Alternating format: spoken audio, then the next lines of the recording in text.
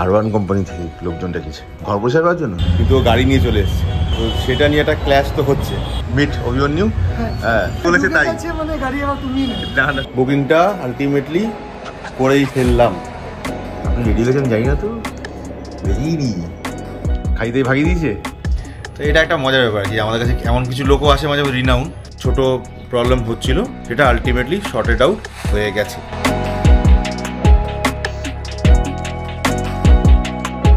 Good morning and welcome back to my channel. বেজে গেছে এখন সকাল 11:15। ঘুম থেকে উঠেছি আজকে অনেকটা লেটে, 9:30 10টার সময়। কালকে বলেইছিলাম মেয়ে স্কুল ছিল না। ফোনটা চলে এসছে উপরে তনুশ্রীদির কাছ থেকে। আমার যে সামনে গাড়িটা থাকতো সে তো এখন পিছনে রেখেছে, আজকে ওর সার্ভিসিংয়ের লোক চলে আসার কথা ছিল, চলে এসছে। তাই দিদি ফোন করলো, যাই এখন চট করে নিচে গাড়িটাকে বের করি, ওরা গাড়িটা নিয়ে বেরিয়ে যাক। 10:15 বাজে। বৌদি আবার আজকে আরবান কোম্পানি থেকে লোকজন ডেকেছে ঘর পরিষ্কার করার জন্য। ও তোমার পরিষ্কার করবে? পা পরিষ্কার করার। ও আচ্ছা, পা পরিষ্কার করার জন্য। কি বলে তাকে? পেডিকিউর। এইভাবে করছো তাই তো? এইভাবে করি। বৌদি যদি সাইন করানো হয়ে গেছে, অভিমন্যু কখন আসে দেখি। টাইম তো বলেছিল 10:30 বলেছিল, দেখি কখন আসে। Good morning. গুড মর্নিং বাবি। জুটিগুলো কি হলো? এটা কিও করে নিবি পেডিকিউর? ছোটটা করে না। নিচে এসেছিলাম গাড়ি আমার সরাতে, তো অন দা ওয়ে দেখি অভিমন্যু চলে এসছে, কিন্তু ও গাড়ি নিয়ে চলে এসছে। এটা আমার পছন্দ আর বৌদি পছন্দ একটা অন্য গাড়ি, তো সেটা নিয়ে একটা ক্ল্যাশ তো হচ্ছে। এবার আর একটা ফ্যাক্টর অবশ্যই আছে যে এটা একটা ডিসকাউন্ট এক্সপেকটেশন আছে। এটা ও বলেছে যে হবে, সম্ভব। যদি সম্ভব হয় তাহলেই হয়তো এটার দিকে চিন্তা ভাবনা করবো, মানে ডাইভার্ট করবো। আদারওয়াইজ এটা আমার মিসেস বলেছে, হয়তো সেটাকেই নিতে হবে। Let's see. গাড়িটা কি গাড়ি দেখাতে পারবো না, সাসপেন্সই থাক, কারণ যেহেতু ডিসাইডই হয়নি, ফাইনালাইজই হয়নি, আগে থেকে দেখিয়ে লাভ নেই। আর মিট অভিমন্যু হ্যাঁ, খুব চেনা জানা কোম্পানি, অসুবিধা হবে না। তা আজকে ওকে ও বারবার করে বলছিল, আমি বললাম যে চলো ঠিক আছে, মানে আমাকে ইমপ্রেস করে ফেললো। চেকটা দিলে একটা পরে অপশান থাকবে, বলবার জায়গা থাকবে বলছো? সিরিয়াসলি? অবশ্যই জানুয়ারিতেই থাকবে। তা যদি আমি এই ডিসকাউন্টটা না পাই তাহলে কিন্তু হচ্ছে না, গল্প এখানেই শেষ। যা বৌদি বলেছে তাই, মানে গাড়ি আবার তুমি না সে আমি নিতে তো এক্ষুনি ইচ্ছা, কিন্তু ওই যে বললাম ডিসকাউন্টে যদি না আসে হবে না। কিন্তু ওই বৌদি এটা বলেছে আলটিমেটলি সেটাই হবে। তাহলে কি বলো? হয়ে যাবে। বৌদিটাই হবে না আমারটা হবে? তোমারটাই হবে। লাস্টে বৌদিকে একবার চড়িয়ে দিই, তাহলে বৌদি এখনই এখন।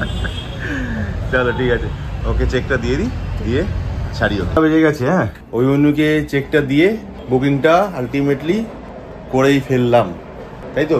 বুকিংটা করেই ফেললাম, কিন্তু এখনও বলছি বুকিং করার পরও আমি সেই অপশানেই ওকে বলে রেখেছি যে যদি আমার সেই ডিসকাউন্টেড প্রাইসে না আসে তাহলে কিন্তু আমি এটা নেব না। তাহলে রিমা এটা যেই মডেলটা পছন্দ করেছে সেটাতেই যাবো। ও বলেছে তোমার কোনো চিন্তা নেই, আমি যদি না করাতে পারি তুমি আমাকে বলো। Hope for the best. আর ওটা এখন পুরোটাই মাথা থেকে বাইরে, 15 তারিখের পর থেকে চিন্তা করব, মানে জানুয়ারি মাসের 15 তারিখের পর চিন্তা করবো। In the meantime Sonu গাড়িটাকে দেখে এসে কি ফিল করছে একটু বলো। কি দেখলি? গাড়িটা তো বড় আছে, অনেকটাই বড়। হ্যাঁ, বসে আরাম আছে। আচ্ছা, পিছনে সিটে বসেছিলাম, হাঁটু থেকে এতখানি এখনো গ্যাপ আছে বসার পরেও? হ্যাঁ। তাহলে তো সিটে কমফোর্টেবিলিটি কোনো অসুবিধা হওয়া উচিত নয়। আর্মরেস্টটা ছিল? আর্মরেস্ট ছিল, আমি খুলিনি। আর ডোর ফোর কিরকম মনে হলো? যে হেভি সলিড মনে হলো না দরজা লাগানোর সময় বা বন্ধ করার সময়?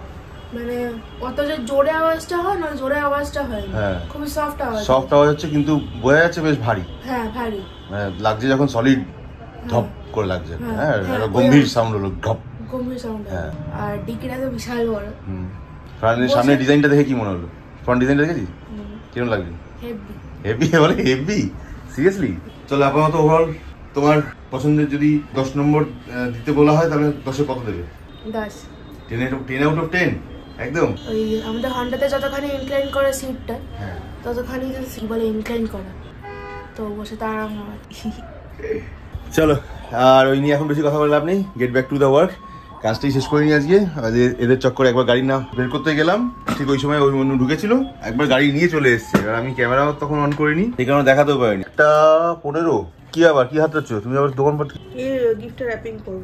ও হ্যাঁ, তোমার তো যাওয়া কথা। তাহলে তোমার তো খাওয়া দাওয়ার চিন্তা নেই। তাহলে আমি কি হরি মটর খাবো? যে মটরগুলো ভেজে না ওগুলো? এটা কি ড্রেস? মাথায় উইক পরেছিস কেন? কোথায় যাবি? লিমন্তন্ন ঠিক আছে। গোল আলুর মতো লাগছে কিন্তু, কি গোল আলুর মতো লাগছে মাথার চুলটার জন্য। আরো ওটাও গোল, মুখটাও গোল, লুচির মতো। ইস পালা 1:45 বাজে, আমার ব্লগ এখনো বাকি। কি যে করছি আমি কে দূর। এটা নতুন ল্যাকেটটা ঠিক আছে, ভালো লাগছে। গলাদি গোলাতে পারছে না। এই কি আপনি রেডি হয়ে গেছেন আমি জানি না তো, দেখিনি। বাহ বাহ, চলো প্রায় 2:30 বাজে, 2:15। চলো দুজনে রেডি হয়ে একটু দেখিয়ে দাও লাস্ট মোমেন্টে পোস্ট দুজনে একসঙ্গে। ফুলের বাস এখন আসেনি। ওটা কি হচ্ছে? ঝুলুরি ঝাল্লুরি। 2:20 ওরা বেরিয়ে গেছে স্বাদের নেমন্তন্ন খেতে। আমি আমার স্বাদের কাজটাকে তাড়াতাড়ি শেষ করে আপলোড করে বসিয়ে যাই একটু অফিসে যাবো, প্লাস আজকে ব্যাংকেও যেতে হবে। 2:45 বাজে তো সোনু আবার চলে এসছে উপর থেকে নিচে। জুতোটা নাকি পায়ে খুব লাগছিল, ওটাকে চেঞ্জ করতে এসছে। কি জুতো পড়বি বাবা? কোনটা পড়ছি? এটা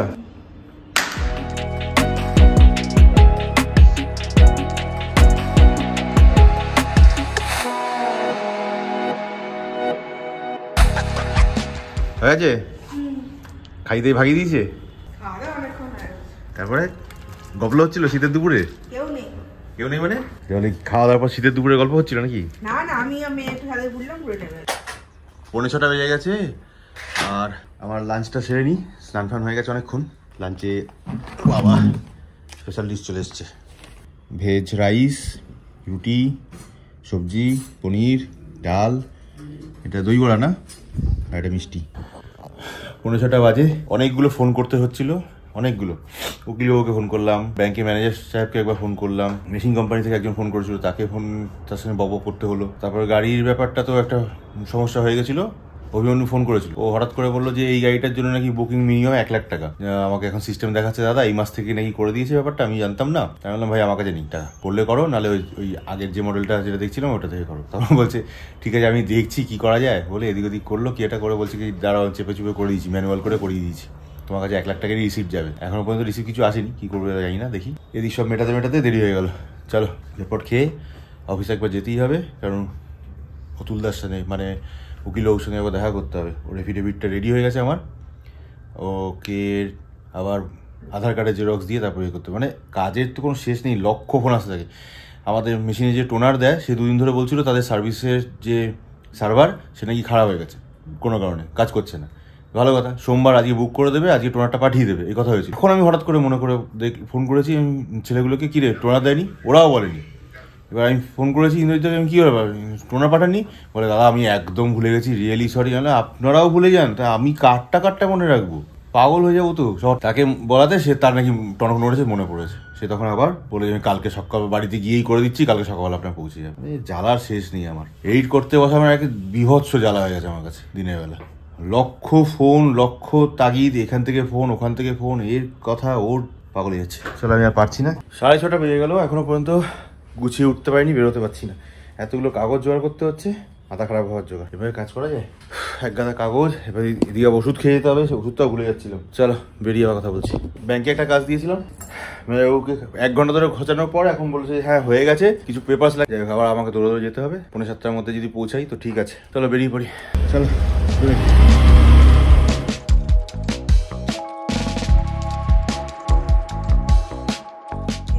চলো, বাজে 6:30, 5 মিনিট ফাস্ট আছে। আমি আর মামা বেরোচ্ছি, এখন যাবো নাচের ক্লাসে। 7টা বাজে 2 মিনিট বাকি, জাস্ট এসে পৌঁছেছি। জানি না ব্যাংকে ঢুকতে দেবে কিনা। 7:20 কাজ কমপ্লিট এখান থেকে আজকের মতো অবশ্য। প্রায় 8:20 বাজে। হ্যাঁ, কতগুলো ডকুমেন্টেশনের কাজ বাকি রয়ে গেছে, সেগুলো হচ্ছে ঝামেলা। মেয়ের প্যান কার্ড বানাতে হবে, ব্যাংকের কাগজপত্রগুলো দিতে হবে, চেকটা লিখে রেখে যেতে হবে, কালকে ওরা পেমেন্ট নিতে আসবে মেশিনের। আর কিশোর জন্য 2-1টা কাজ আছে, ওগুলো সেরে নিই, তারপর কথা বলবো। এখন আমি যাবো এখান থেকে বেরিয়ে আবার অ্যাডভোকেটের কাছে, সেখান থেকে আমার এফিডেভিটটাকে তুলবো, সেখানে আবার আমার আধার কার্ড দুটো জমা দিতে হবে, সেগুলো দেবো। যাই হোক, এখানকার কাজ মোটামুটি প্যাক আপ। একটু আগেই এক ভদ্রলোক এসেছিলেন, যিনি রিনাউন্ড এই হিসাবে রিনাউন্ড যে আমরা অনেকেই হয়তো যারা গাড়ি নিয়ে ঘোরাঘুরি করি বা লং ডিস্টেন্সে ঘোরাঘুরি করি, তার জন্য একটা গ্রুপ আছে ফেসবুকে, খুব renowned group, long distance from Kolkata, LDFK। তো এই গ্রুপটাতে আমি প্রায় 2 বছরের উপর ধরে অ্যাটাচড, 2 বছরের বেশি হবে। গ্রুপের যে অ্যাডমিন সুখেন্দু চক্রবর্তী, তো ওনার সাথে আমার কোনোদিন না পোস্টে কথা হয়েছে না গ্রুপে কোনোদিন কথা হয়েছে। আমি অনেকবার ভেবেছি নিজের সম্বন্ধে বলবো বা নিজের ট্রিপ সম্বন্ধে বলবো, তারপর সময় হয় না বলে আমি লিখি না। বাট আজকে কাকতালীয়ভাবে আর আমি অনেকবার ওনার কাছ থেকে ভেবেছি স্টিকারটা চাইবো, যে আমাকে একটা দিন, আমি আমার স্টিকারটা গাড়িতে লাগাবো। কারণ আমি ওই গ্রুপের মেম্বার, তাই গ্রুপের সমস্ত অ্যাক্টিভিটি দেখি, কিন্তু সময় পাই না বলে সেগুলোতে পার্টিসিপেট করার কোনো ইচ্ছা জাগাতেই পারি। আজকে সৌভাগ্যক্রমে ওই সুখেন্দুবাবু নিজে এসেছিলেন পার্সোনালি। উনি বেহালার লোক, আর ওনার নিজের কি ওষুধের ব্যবসা আছে, প্লাস এই গ্রুপটাকে উনি চালান, গ্রুপ অ্যাডমিন উনি। তো আজকে ওই স্টিকারটা বানানোর জন্য উনি নিজে আমার কাছে এসেছেন। তা আমার কাছ থেকে স্টিকারটা বানিয়েও নিয়ে গেছেন, প্রায় গোটা 50টা স্টিকার বার করে নিলেন। উনি আবার আসবেন। তো এটা একটা মজার ব্যাপার কি, আমাদের কাছে এমন কিছু লোকও আসে মাঝে মাঝে রিনাউন, আমাদের মতো গরিব ঘরে, তো আমাদের মতো গরিব সেলিব্রিটিরাও আসে মাঝে মধ্যে, ভালোই লাগে, খারাপ লাগে। আরেক পাগল এসছে সেলিব্রিটি, রাত্রি 9টার পরে আসে, যখন সব জায়গা থেকে তাড়িয়ে দেয় তখন এসছে। এখন এসছে, বলছে মেশিন অন করে পিন দিতে হবে। পাগল, কখন বেরোবো এখান থেকে? 9টা 10। চলো আজকের মতো এখান থেকে প্যাক আপ। এই লাস্ট যে সেলিব্রিটি এসেছিলো আমার ঘরে, হচ্ছে ভদ্রলোক যাচ্ছে বোঝা করে অত মাল নিয়ে, বেটার জন্য আমাকে আবার মেশিন অন করে তারপর প্রিন্ট দিতে হলো। বেজে গেল 9:30, 9:40 বাজে। এখান থেকে বেরিয়ে আপাতত উকিলের কাছে যাচ্ছি, ফের ওখান থেকে কাজ শেষ করে কখন বেরোই দেখি। 10টা বাজতে 10। উতুলদার কাছে কাজ হয়ে গেছে, কতগুলো সিগনেচার করার ছিল, করে জমা দিয়ে দিয়েছি। উনি ওটাকে কাল ফার্স্ট ক্লাস ম্যাজিস্ট্রেট থেকে এফিডেভিট করিয়ে নেবে। ওটা হয়ে এলে আবার ওই কপিটা নিয়ে আমাকে আবার থানায় জমা দিতে হবে। থানা থেকে ভেরিফিকেশনে এনওসি দেবে একটা, কিছু প্রসেস আছে। যাই হোক, দেখি কখন হয়। 10টা বাজতে 5 বেরোচ্ছি এখান থেকে, পুরো প্যাকিং হয়ে। পেট্রোলটা ভরবার ছিল, আজকে ভরে নিলাম। বাজে এখন 10টা 15, বাড়ি যেতে আর 1 মিনিট থেকে 1.5 মিনিট। 10টা 20 বাজে ঢুকে গেছি বাড়ি। জাস্ট বাড়ি ঢুকলাম, সোনুর মা ডাক ব্যাগ থেকে 3টে বালিশ। না আসলে যেখানে যাচ্ছি ওখানে মাঝপথে একটা ট্রিপ আছে, যে সেটায় স্লিপার ক্লাসে একটা ট্রেনে চড়তে হবে। তখন শোয়ার ব্যবস্থার জন্য এটা ফর এমার্জেন্সি নিয়ে রাখা হলো। আমাদের যে একটা ছোট প্রবলেম হচ্ছিল সেটা আলটিমেটলি শর্টেড আউট হয়ে গেছে আজকে ইভিনিংয়ে, সেটা খবর পেয়ে গেছি। ঘটনাটা হয়েছিল, আচ্ছা শুরু থেকে শুরু করি। প্রথম কথা হচ্ছে, আমরা আলটিমেটলি ট্রিপ শুরু করে দিচ্ছি আগামী 21শে ডিসেম্বর থার্সডে। এবার কোথায় যাচ্ছি না, তার থেকে আগে প্রশ্ন হচ্ছে কিভাবে যাচ্ছি। আমরা কলকাতা থেকে, মানে আমাদের এখান থেকে বাই ট্রেন যাব আপ টু দিল্লি। দিল্লি থেকে কোন দিকে যাব সেটা আমি জানাচ্ছি। 21শে ডিসেম্বর বৃহস্পতিবার সন্ধে বা বিকেল, যাই বলুন, বিকেল 5টার সময় ঠিক যেই ট্রেনটা করে আমি 1-1.5 মাস আগেই দিল্লি গেছিলাম, same train, that is Sealdah দুরন্ত এক্সপ্রেস। মেয়ের মুখে হাসি দেখো, এক্সাইটমেন্ট দেখো।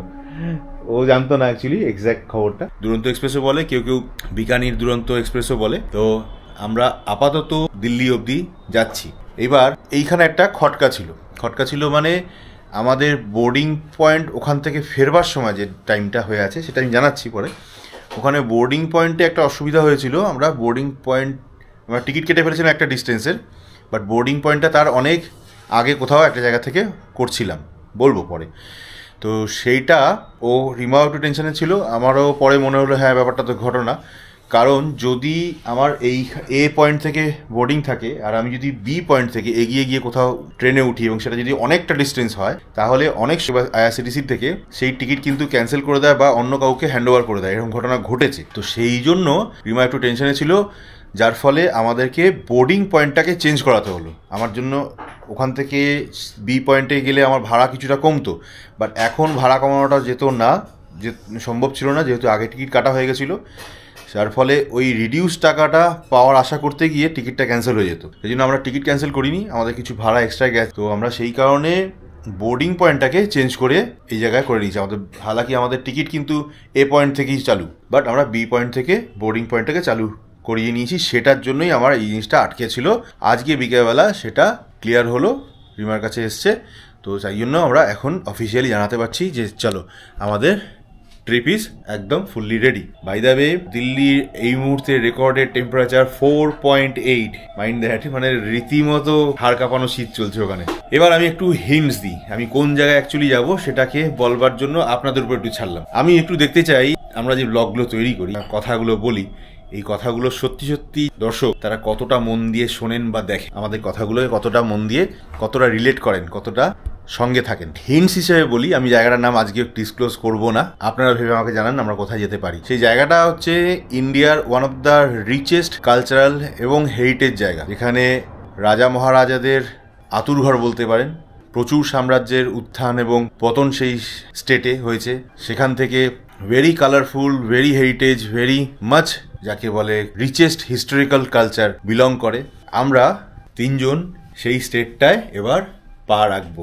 আপনাদের কাছ থেকে এবার কিন্তু সত্যি সত্যি সিরিয়াস কমেন্ট চাই, যে বলুন দেখি আমরা কোথায় চলেছি।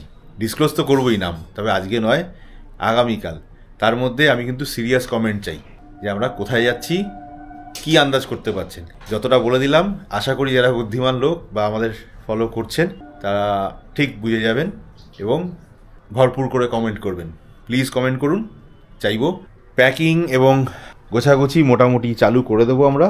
ওখান থেকে যে লোকাল কিছু জায়গায় যাব, ট্রাভেল করব, সেখানে কোথাও একটা জায়গায় আমাদের স্লিপারেও টিকিট বুকিং আছে, সেখানে এসি টিকিট পাওয়া যায়নি, যার ফলে সেই জন্য আমরা এই বালিশগুলোকে নিয়ে নিয়েছি। শুনে হাসি দেখো, গাল জোড়া হাসি। অনেক দিন ধরে বলছিল 25 ডিসেম্বরের সময় সবাই ঘুরতে যায়, আমরা কোথাও ঘুরতে যাই না। আচ্ছা, এই প্ল্যানিংটা পিছনে একটা বড় কারণ আছে। আমি যেবার দিল্লি যাই 1.5 মাস আগে, যেটা ভিডিওটা দেখিয়েছি অলরেডি, শুনে আমি বাড়ি ফেরার পরেই আমাকে আমাকে বলেছে আমরা ওই ট্রেনে করেই ঘুরতে যাবো।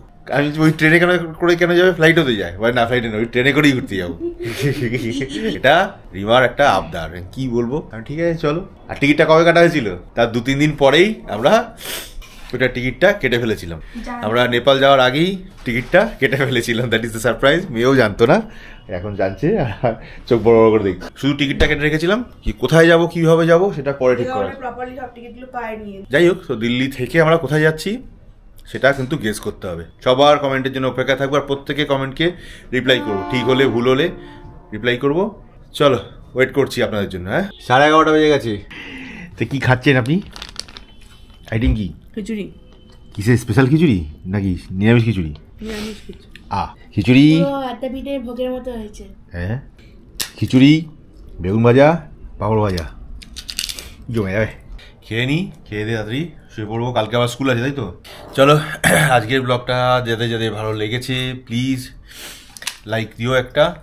আর বারবার বললাম এখনও বলছি, যে হিন্টসটা আমি দিলাম যে কোথায় যাচ্ছি সেটা দেখে বা বুঝে কে কমেন্ট করো, আমি সেটার জন্য ওয়েট করবো কিন্তু। আর তাহলে বুঝবো কতজন সিরিয়াসলি আমাদের সঙ্গে, আমাদের এই ডেলি রুটিন বা ডেলি যাত্রার সঙ্গে অ্যাটাচড। চলো, stay fit, stay good and keep watching. গরম খিচুড়ি, বেগুন ভাজা আর পাঁপড় ভাজা, এই নিয়ে শীতের ঠান্ডার মজা। Tata, bye bye.